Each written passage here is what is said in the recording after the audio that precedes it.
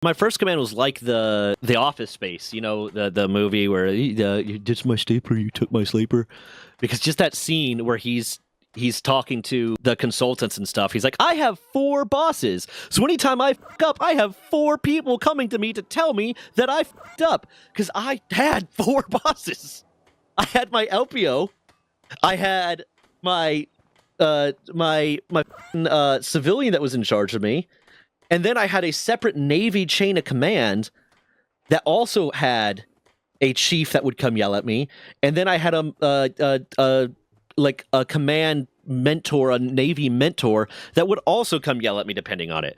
But I also had like the greater chain of command that I responded to at that command. So like if I screwed up with something in my job, at the very least my LPO was going to come yell at me, the civilian was going to come yell at me, the team that we were supporting was going to come yell at me, because what my team and my division did was support the other teams at that command. The team that I was supporting was going to come yell at me, and then depending on what category of fuck up it was, my mentor and my LCPO were going to come yell at me, because my mentor and my LCPO were technically in separate chains of command. So it's insane. That command definitely had some kinks it needed to work out, especially because they didn't really explain stuff to me. I had my first mentor, which when I got to that command, one of the first things I had to do when I got to that command was pick a mentor who was on paper the person who was supposed to teach me about how to be in the Navy. They were the ones that was supposed to like walk me through, because at boot camp you learn basic stuff. You really learn how to be kind of a sailor, but not how to be in the Navy. So you learn like line handling, and you learn the basic structure in the ranks, but you don't really learn the nuance of how to be in the Navy. You don't learn how to write an eval. You don't learn how to like routed shit. You don't learn any of that. That's all expected to be taught to you on the job. You go to A school after boot camp, and that's where you learn how to do your job, and you might learn a little bit more about how to be in the Navy depending on how much effort the instructors put in to teach you those things. But you don't learn the nuance of how to be in the Navy until you get to your first job. And that's what your mentor's supposed to do. So I had to pick a mentor, like within my first week or two. So I just picked the dude that was the CFL, because I knew I wanted to be a CFL. I wanted to be the PT guy, so I picked him. Didn't really know him that well. The time my first eval comes around, because normally like an E2, E3 is not going to be writing their own eval at all. Like your LPO is going to write it for you. Maybe the person right under your LPO is going to write it for you, and so that they can learn how to do it. But you're not going to be writing it. But because we were a rate that promoted kind of fast, our Master Chief said he wants everyone from bottom up to be writing their own eval, submitting it the next level higher, and that it was basically a training thing for everyone. Everyone was learning how to write an eval, and everyone was learning how to review an eval. Time my first eval came around, I had no idea how to do it. I didn't know what Navy evals were supposed to look like. I had been in my first command for like 6 months. So I go to my mentor and ask him, hey, petty officer, how do I write an eval? Like, I know I use this software and I know like this basic stuff, but I don't know, like, what am I supposed to put here? What am I supposed to write? He's like, how do you not know how to write your own eval? I was like, I don't know. I'm not sure how I'm supposed to do this. Like, don't you think you should figure that out? I'm like, well, I figured I'd ask you because you're my mentor, and he was technically the LPO, the Navy side LPO of the entire division we were in. It's like, well, I figured I would ask you. It's like, well, don't you think you should come to me with an answer and know how to do that, and be asking for like how to do specific things, or like what works better? It's like, I don't know where to start. It's like, well, how about you go figure that out? Okay. And I wanted to be like, I don't know, because it's your job to teach me. I don't know how to write an eval because no one taught me how to write an eval, but you're my mentor. That is your job. What the fuck? That was the same one that tried to tell me that I was a shitbag because I told him I was depressed. I had a similar situation when I joined the Marine Corps. Yeah? My first crew chief was Corporal Grimmer. Cool name, cool name. No. What about him made him a shitbag was, for one, he was 260 pounds, all fat. There are fat Marines. Fat Marines do exist. You don't think you're going to see it, but they do exist. Well, mind you, this is when I'm first joining my unit, so I had never seen a fat Marine before. It was a myth. It was like a unicorn. No, the unicorn is the warrant officer. But no, so first of all, he was out of shape, but he would get on me because he's like, oh yeah, you're fat and everything. Mind you, I'm getting first class PFTs and CFTs, and he's literally, oh yeah, I medically can't do it. Second, as the crew chief, he's supposed to verify, like, when I actually go around, do the pre-ops and everything on the vehicle, that I did it and everything's good and everything. His job would be, did you do it? Yes.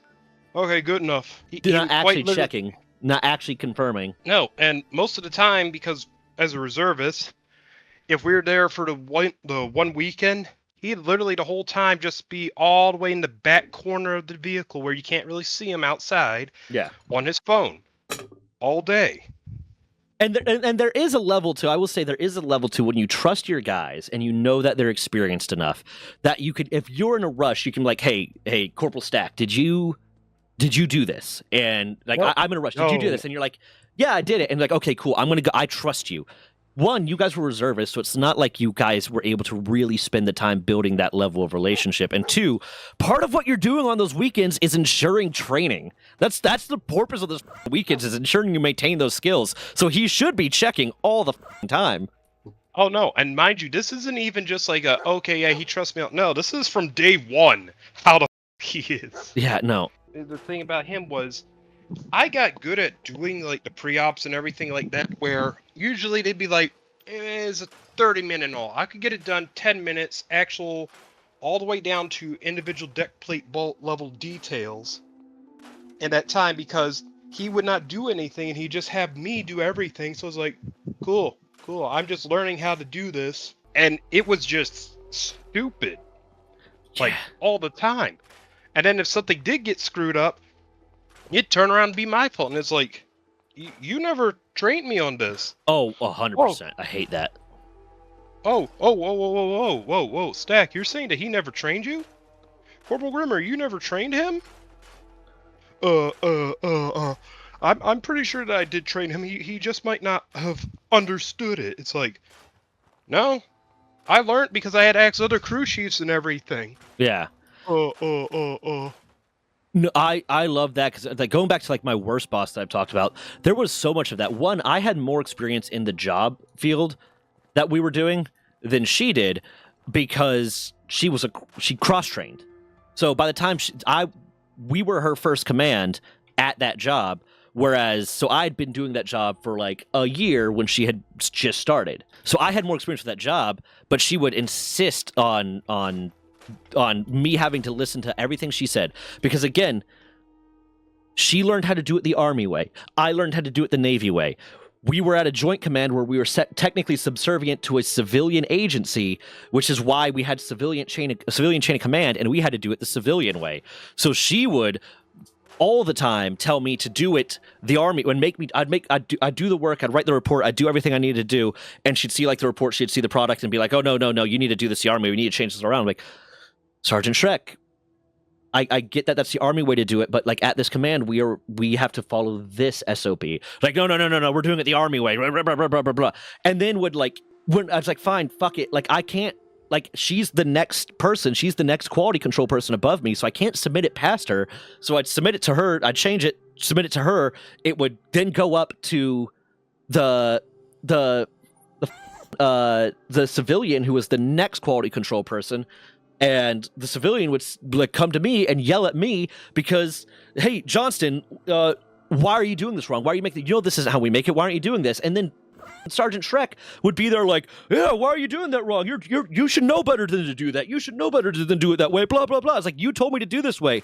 And then she would do the Army sergeant thing. I was like, are you telling me I'm wrong? Yes, I told you were wrong.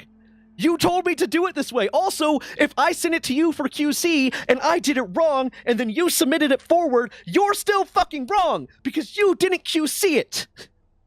You still wasting time. But then, like, I'd get all the people come and talk to me like, oh, well, you know. Really throw them under the bus like that. We're supposed to be a team. Sergeant Shrek is new to the command, so you need to teach her how to do it the way that she's going to be trying to do it the Army way. You need to teach her how to do it the proper way. It's like, she doesn't listen to me. I'm telling her how to do it the right way. I am telling her how to do it the right way. She is refusing to accept that. And then, like, conversely, the the stuff that I was supposed to be doing. Because also at that command, I had the Marine staff sergeant that I served under. When I switched to combat support, when I started doing combat support stuff, I had a Marine staff sergeant that I was working under. And I was so happy to be away from the team that I was on, because we switched our teams occasionally. I was so happy to be away from the team that I was on, because I was like, I don't have to deal with that bitch anymore. And she was already removed from that team, but like I had such a sour taste in my mouth about that team in general because of that. I was like, I'm switching to combat support, which is what I wanted to do in the first place. It's going to be great. This team made products in a way that I had never experienced before. This team did an entirely different way of writing reports and doing products and using different tools and software that I had never experienced before. It's a completely new thing. So the first day on there, I'm working on something. I'm working on a report, and I'm like, hey, and no one else is around because everyone went down to the smoke deck except for the staff sergeant. Because technically the staff sergeant was the NCOI of the team, so there's people in between me and him. I was an E4 at the time, so we had like 2 other E5s on the team, and then we had the staff sergeant, and then we also had a first class, but he wasn't the NCOIC. Everyone but me and the staff sergeant went down to the smoke deck and was smoking. So the only person I can ask to help me with this time-sensitive product, this time-sensitive report, was the staff sergeant. So after I get everything like kind of done and ready to go, I was like, hey, staff sergeant, here's where I'm at. Like, I don't know where to proceed from here. I don't know what the next step is. No one's taught me how to use this thing, how to do this. And he just starts yelling at me because, well, somebody should have trained you to do that. Why are you asking me? Why are you going to me? It's like, well, you're the only person here. Well, you should get someone else to do it for you. It's like, you're the only person here, and this has to be done like by EOD. So the longer I wait, it's like, well, you shouldn't be coming to me. You shouldn't be having to me. It's like, so you want me to not be trained? But then when I finally, it's like, okay, I went back and I did it. Everyone was still like gone. I don't know if like I went back and finished the way I did, and then submitted it up to him. He's like, "Well, this isn't how it's done." Blah blah blah. Like, what the fuck is this? I'm like, "You didn't teach me. You refused to tell me how to do it. You refused to tell me how to write this report. It's completely different. This team does things different than every other team at this command. What the fuck? It's that lack of accountability, man. It's that they want, and they like so many people in like leadership positions in general, but like in the military, I think it's even worse, at least in the effect that it can have. So many people in leadership positions don't want to tell you how to do things. They don't want to take ownership for how things get done, because it's their fault. If it goes wrong, then, oh, you're the one that taught them how to do it wrong. So they could just say, oh, I didn't tell them how to do it this way. But you're in a leadership position. If your subordinate fucks up, it doesn't matter if that's how you told them to do it or not. It's still on you.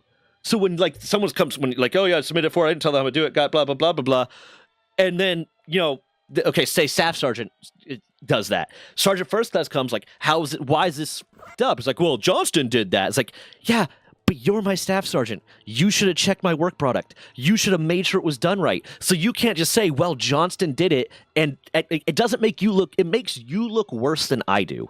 When you try to pass the blame off to your subordinates without saying, Roger, Sergeant, don't worry, I'll make sure it never happens again. I apologize. I should have QC'd that better. I should have checked that. I should have made sure my team knew how to do this, blah, blah, blah. That's what you say. You take ownership. When you just pass it off like, oh, well, Johnston did that, it's not my fault, not only do you look like an incompetent leader, but you just look like a bitch. You just look like a bitch. And that's not a good look. I look like I don't know how to do my job in that situation. I look like that I can use some extra instruction and extra training. You look like you failed to give me the extra instruction and training, that you're a poor leader, and that you don't take ownership for your mistakes. You look worse than I do.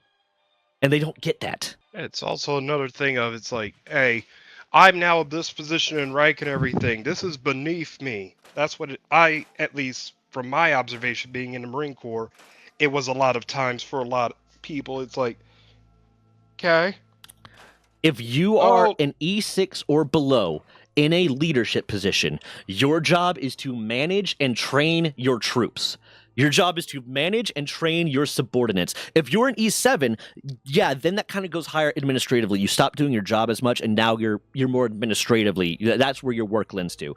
You should still, if one of your guys doesn't know what they're doing, you should still, like, get them that instruction. Maybe you're not the one giving them instruction because you don't have the time, but you get that staff sergeant, or you get that first class, or you get that tech sergeant, or whoever is in charge of that troop to teach that troop. You get them the instructions so they know how to do the job. Yes, they don't go and screw up, and then you have to do the job.